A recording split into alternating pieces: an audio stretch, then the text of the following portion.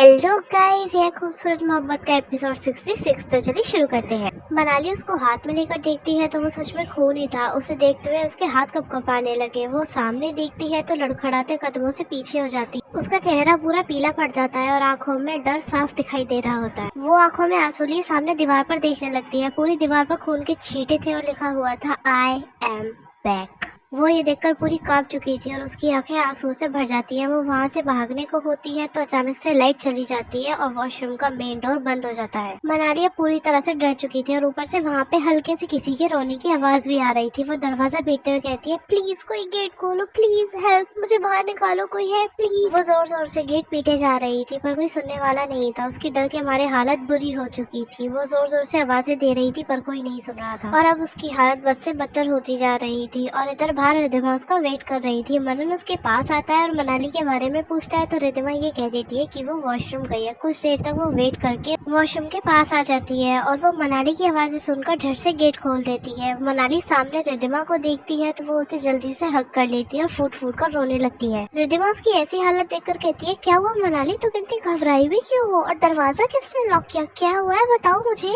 मनाली रोते हुए और कांपती आवाज से कहती है, वो अंदर खून और दरवाजा भी बंद हो गया था और किसी के रोने की आवाज आ रही है और गेट भी नहीं खुल रहा था। मुझे बहुत डर लग रहा है, मुझे कुछ बहुत डर लग रहा है। इतना बोलकर ही वो रिद्धिमा के गले लग जाती है। रिद्धिमा भी उसकी हालत समझते हुए उससे पूछती है, क्या खून देखा तुमने अंदर और किसके रोने की आवाज आ रही है, बताओ मुझे मनाली। मनाली रोते हुए जवाब देती है, मुझे नहीं पता, मुझे कुछ नहीं पता। रिद्धिमा कहती है, अच्छा ठीक है तुम रो मत मनाली, मैं जाके चेक करती हूँ, ठीक है तुम यहीं खड़े रहो। मनाली उसे रोकते हुए कहती है, नहीं तुम मत जाओ अंदर, अंदर खून है। रिद्धिमा उसके गाल पे हाथ रखते हुए कहती है, तुम रुको मनाली, मुझे देखने दो अंदर खून है या नहीं। इतना कहकर वो उसका हाथ छोड़कर अंदर चली जाती है। मनाली वहीं पास में पड़ी चेयर पर बैठ जाती है। उसकी आंखों के सामने अभी भी वो खून के धब्बे आ रहे थे। चेहरा पूरा लाल हो चुका था और आंखों में डर लिए वो वहीं साइड में बैठी थी। उन आवाजों से उसके कान फटे जा रहे थे। रिद्धिमा बाहर आती है और वो उसको पकड़ते हुए कहती है, मनाली। वो इतने में मनाली उसकी बात काटते हुए कहती है, देखा ना अंदर खून है ना, आवाजें आ रही है ना। रिद्धिमा उसकी हालत समझते हुए कहती है, मनाली कुछ नहीं है वहाँ, ना आवाजें आ रही है ना खून है, इनफैक्ट बल्ब भी चल रहा है। मनाली उसका हाथ झटकते हुए कहती है, नहीं मैंने देखा था वहाँ खून था वहाँ, तुम समझ क्यों नहीं रही हो। रिद्धिमा उसका गाल थपथपाते हुए कहती है, होश में हो मनाली, कुछ नहीं है वहाँ, चलो मेरे साथ। इतना कहकर वो उसका हाथ पकड़कर उसे खींचकर वॉशरूम में ले आती है। मनाली जब अंदर आके देखती है तो ना वहाँ खून के धब्बे थे और लाइट भी सही जल रही थी और किसी के रोने की आवाज भी नहीं आ रही। वो हड़बड़ाकर नल चालू करती है तो उसमें से भी खून की जगह पानी ही आ रहा था। ये देखकर तो मनाली का सर चकरा रहा था। वो रिद्धिमा को अपनी बातों का यकीन कैसे दिलाए बस यही सोच रही थी। वो हड़बड़ाते हुए कहती है, मैंने देखा था रिद्धिमा, यहाँ खून लगा था और यहाँ नल से भी खून बह रहा था और उसके बाद तुम जानती हो लाइट चली गई और आवाजें आने लगी, मेरा यकीन करो प्लीज। रिद्धिमा उससे कहती है कि ओके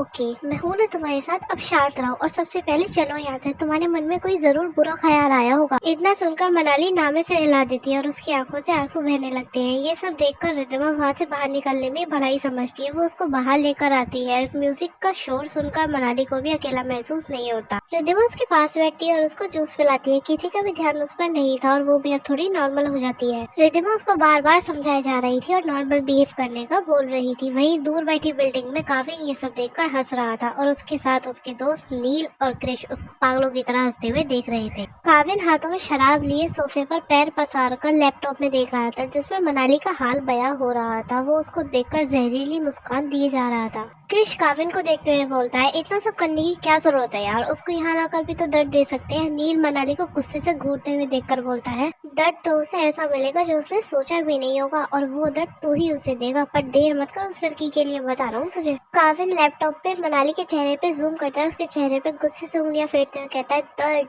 दर्द तो उसे महसूस होना ही चाहिए। मैंने जो इतने सालों में दर्द महसूस किया है उसका एहसास तो उसे होना ही चाहिए। इसका हिसाब तो इसे चुकाना ही पड़ेगा, वरना इस दिल पर मरहम कैसे लगेगा। उसे तकलीफ में देखकर ही तो सुकून महसूस होता है। देख कैसे डर गई आज भी वो वैसे ही डरती है जैसे पहले डरती थी। मतलब मैंने उसे अंदर तक खोखला कर दिया है, इसीलिए अभी भी इन सब चीजों से इतना डरती है। मैं बस यही देखना चाहता था कि मेरे दिए हुए जख्म अभी भी हरे हैं या नहीं, या उसने भर दिए। पर इसे देखकर लगता है कि अभी तक काविन को नहीं भूली। अब तक तो इसे मेरे आने की आहट लग चुकी होगी। जब मेरी आहट से इतना घबरा गई तो जब मैं सामने आऊंगा तब क्या करेगी। इतना बोलकर ही वो लैपटॉप बंद कर देता है और खड़े होकर हंसने लगता है। 4 बोतल वो पहले ही खाली कर चुका था। शराब से भरा हुआ विंग पर हाथ रख के वो पूरे शहर को देख रहा था। वो आंखों में गुस्सा लिए ऊपर आसमान को देख रहा होता है और जोर से मनाली का नाम चिल्लाता है, चिल्लाने की आवाज इतनी तेज होती है कि पूरा शहर उसकी चीख सुन रहा होता है। उसने हाथ में ली हुई बोतल जोर से जमीन पे फेंक के मारी और वो पीछे घूम जाता है। उसकी आंखों में खून उतर चुका था, खून ऐसा कि जानवर भी उससे बेहतर लगे, पर वो इतना खूंखार हो चुका था कि वो जानवर की तरह ही लगता था। उसे सब उसे जानवर ही समझते। काविन दांत पीसते हुए कहता है, कौन, आखिर कौन बचाएगा तुम्हें मुझसे मनाली? तुम भाग गई थी ना, अब भी तुम मुझसे भागना चाहती हो ना मनाली, पर भाग नहीं पाओगी। काविन से तुम कभी भी भाग नहीं सकती। वो फिर से आसमान की तरफ देखकर चिल्लाता है, सुना तुमने,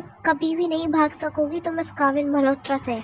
क्रिश और नील उसको गुस्से से देख रहे थे। आखिर उनके मन में भी मनाली के लिए गुस्सा भरा था। आखिर इंसान जब जानवर बन जाए तो उसे मारना ही बेहतर होता है, पर ये ऐसा जानवर था जिससे मौत भी डरती थी। मनाली ने कभी नहीं सोचा था कि उसे इस दौर का फिर से सामना करना पड़ेगा, पर जिंदगी का खेल तो देखो, उसने उसे फिर उसी दोराहे पे लाके खड़ा कर दिया, काविन के सामने लाकर खड़ा कर दिया। और शायद अभी से उसकी नियति बदलने वाली थी। मनाली को भी अब ये लगने लगा कि उसे शायद कोई भ्रम हुआ है, पर इतना डरावना दिल उसका ये मानने को राजी नहीं था। तभी रिद्धिमा की नजर मनन पे पड़ती है, जो कि उन्हीं के पास आ रहा था। रिद्धिमा उसको आता देखकर मनाली को नॉर्मल बिहेव करने का बोलती है। मनन मनाली के पास बैठते हुए बोलता है, कहाँ गई थी मेरी जेरी, कब से दिख ही नहीं रही थी, सामने रहा करो ना, तुम्हें देखे बिना दिल बेचैन हो जाता है। पर मनाली को तो कोई होश ही नहीं था, उसे तो बस वही ध्यान आ रहे थे, वो खून से लिखे दीवार पे शब्द। मनन उसको ऐसे देखकर उसके हाथ पे हाथ रख देता है। मनाली को तो जैसे करंट ही लग जाता है, वो फटाफट से अपना हाथ झटक देती है। मनन उसको ऐसे देखकर उससे पूछता है, अरे क्या हुआ, तुम ठीक तो हो ना, तुम्हारी तबीयत तो ठीक है ना?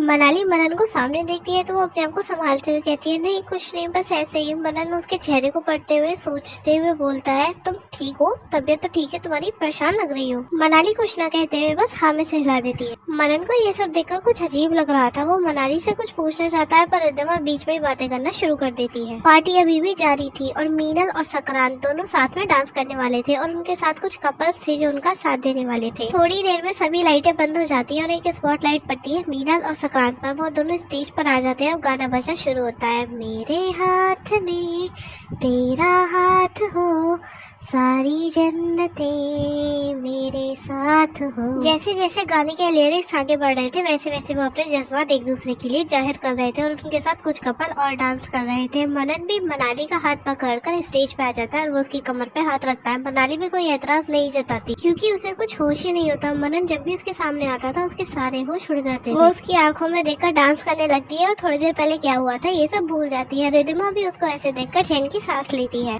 सब लोग उस सॉन्ग को और सब लोगों को ऐसे डांस करते हुए देखकर बहुत खुश हो रहे थे। मीनल के साथ सक्रांत और मनन के साथ मनाली को देखकर वो लोग बहुत खुश हो रहे थे। वही निशा को बहुत जलन हो रही थी। वो हमेशा मनाली को मनन के साथ देखकर जलती थी तो वो अपना मुंह फेर लेती है। अमन उसका हाथ पकड़कर उसे डांस फ्लोर पर ले आता है। निशा झटका देके अपना हाथ छुड़वा लेती है। अमन उसको बाहों में भरते हुए कहता है, नखरे दिखाओगी तो तुम्हारी इज्जत घटेगी, मेरा तो कुछ नहीं जाएगा, मैं तो अनजान हूँ इन लोगों में, पर तुम्हारी तो जान पहचान के है ना, तो चुपचाप डांस करो मेरे साथ। निशा उसको गुस्से से घूरने लगती है। वो इसके अलावा और कर भी क्या सकती थी, वो भी फिर डांस करने लगती है। और इधर मनन अपने सर से मनाली का सिर लगा लेता है और अपनी आंखें बंद कर लेता है। वो दोनों अपनी जिंदगी का खूबसूरत पल महसूस कर रहे थे और गाना बजे ही जा रहा था। वो दोनों एक दूसरे में गुम होकर डांस कर रहे थे और अब आखिरकार मनन मनाली को गले लगा लेता है। मनाली भी चुपचाप उसके गले लगकर ये पल महसूस कर रही होती है और डांस करना शुरू करते हैं। वो दोनों एक दूसरे में सिमटे हुए एक दूसरे की धड़कन को महसूस करने की कोशिश कर रहे थे। ये बताना मुश्किल था कि किसकी धड़कन ज्यादा तेज है। वो दोनों कंपटीशन कर रहे थे। मनाली को एकदम होश आता है तो वो उससे दूर हटते हुए कहती है, साहब आप मुझे टच मत कीजिए वरना आपको इसकी भी सजा मिलेगी मेरी वजह से। तो मनन मुस्कुराते हुए उसकी बात का जवाब देता है, मुझे कौन सजा देगा, पूरी की पूरी पागल हो तुम, कुछ भी सोचती हो, आज तक किसी ने सोची भी नहीं मुझे सजा देने की, तो अब कौन मुझे सजा देगा, और जो मुझे सजा देने की सोचेगा उसे जिंदा ना गाड़ दूं मैं, और फिर भी किसी ने पीठ पीछे वार किया ना तो तुम्हारे प्यार में शहीद होना मुझे मंजूर है। इतना कहकर वो हल्का सा मुस्कुरा देता है और मनाली उसके मुंह पे हाथ रख देती है और रोते हुए बोलती है, ऐसा होने से पहले ही मैं ही शहीद हो जाऊंगी, आपके पास कोई तकलीफ नहीं पहुंचने दूंगी, वादा है मेरा आपसे, क्योंकि बहुत से लोगों की जान ले चुकी हूँ, अब आपकी जान नहीं ले सकती, अब और नहीं। मनन उसे इतना सुनकर हैरानी से देखने लगता है। मनाली की आंखों में दर्द उभर आया था जिससे मनन पूरी तरह से अनजान था। मनाली की आंखें लाल हो चुकी थी। मनन बेचैनी से उसे पूछता है, क्या कह रही हो तुम, तुम्हारी वजह से किसी की जान? इससे पहले मनन अपनी बात पूरी कर पाता कि तभी उस पर गोली चलती है। गोली मनन को नहीं लगती क्योंकि डांस करने की वजह से पोजीशन चेंज होने के चक्कर में वो गोली सीधा बार में रखी बोतल पर जाकर लग जाती है और बोतल टूट जाती है। गोली की आवाज से सब में हबड़ा थबड़ी मच गई और सब इधर उधर भागने लगते हैं। मनन के आदमियों ने मनन और अंश और बाकी सबको कवर अप किया। मनन ने मनाली का हाथ पकड़कर उसे कोने में खड़ा किया और वहीं खड़े रहने को कहा। मनाली उसे रोकती है पर मनन उसका हाथ हटा देता है। मनाली उसे रोक ही नहीं पाती। मनन मनाली का हाथ झटककर उन दो लोगों के सामने खड़ा हो जाता है जिन्होंने रिद्धिमा के सर पर गन तान रखी थी। उन दोनों ने अपना चेहरा मास्क से ढक रखा था और रिद्धिमा उन दोनों को देखकर बहुत डर जाती है और रोना शुरू कर देती है। तभी उनमें से एक आदमी ऊपर की तरफ करके गोली चला देता है। गोली की आवाज सुनकर सभी लोग अपनी अपनी जगह पर बुत बन के खड़े हो जाते हैं। मनन के आदमियों ने सब लोगों को एक तरफ किया और अंश चुपचाप पीछे की साइड चला जाता है। उस पर किसी का ध्यान नहीं गया था। रिद्धिमा रोते हुए मनन से कहती है, मनन मनन प्लीज बचा लो मुझे, ये लोग मुझे मार डालेंगे। मनन कहता है, तू फिक्र मत कर गुड़िया, मैं हूँ ना, ये लोग कुछ नहीं करेंगे। उनमें से एक आदमी बोलता है कि चुप कर लड़की, आज तू भी जाएगी और तेरा ये मनन ओबरॉय भी। मनन साहब जरा गन तो नीचे फेंकिए वरना इस चिड़िया को ऊपर भेज देंगे। मनन गुस्से से उनको धमकाते हुए बोलता है, छोड़ उसे, तेरी दुश्मनी मुझसे है तो सीधा मुझ पर वार कर, उसे कुछ मत कर, नहीं तो तू जिंदा नहीं बचेगा। उसमें से एक आदमी हंसते हुए बोलता है, मनन साहब तुझ पर ही तो वार किया था लेकिन तू बच गया, लेकिन जो हमारे बॉस ने करने को कहा है वो तो तुझे करना ही पड़ेगा। पहले गन नीचे फेंक, तेरी जान हमारी मुट्ठी में है, अभी बस इतना याद रख। इतना सुनकर मनन ने अपनी गन अपने पैर के पास फेंक दी। वहीं अंश किसी पर्दे के पीछे छुपा था जहाँ उन दोनों की नजर नहीं गई थी। वो उन दोनों के पीछे आता है, छिप जाता है। फिर अंश मनन को इशारा करता है तो मनन उन दोनों को बातों में लगा लेता है। मनन उनसे कहता है, कौन है तुम्हारा बॉस, बताओ मुझे। उनमें से एक आदमी कहता है, तुझे याद नहीं, जरा याद करके देख कौन है हमारा बॉस, कहीं उसका नाम रणवीर तो नहीं। मनन को पहले से ही पता था कि रणवीर के आदमी उस पर हमला करेंगे। राग ने भोपाल से उसे पहले से ये सब बता दिया था, पर कौन है ये रणवीर और इसके आदमियों ने मनन और उसके साथियों पर हमला क्यों किया, कहीं ये काविन से तो मिला हुआ नहीं। तो गाइस बस इस वीडियो में इतना ही। आपको ये वीडियो कैसी लगी हमें कमेंट करके जरूर बताना, लाइक और शेयर करना मत भूलना और अगर आप चैनल पे नए हैं तो सब्सक्राइब जरूर करना और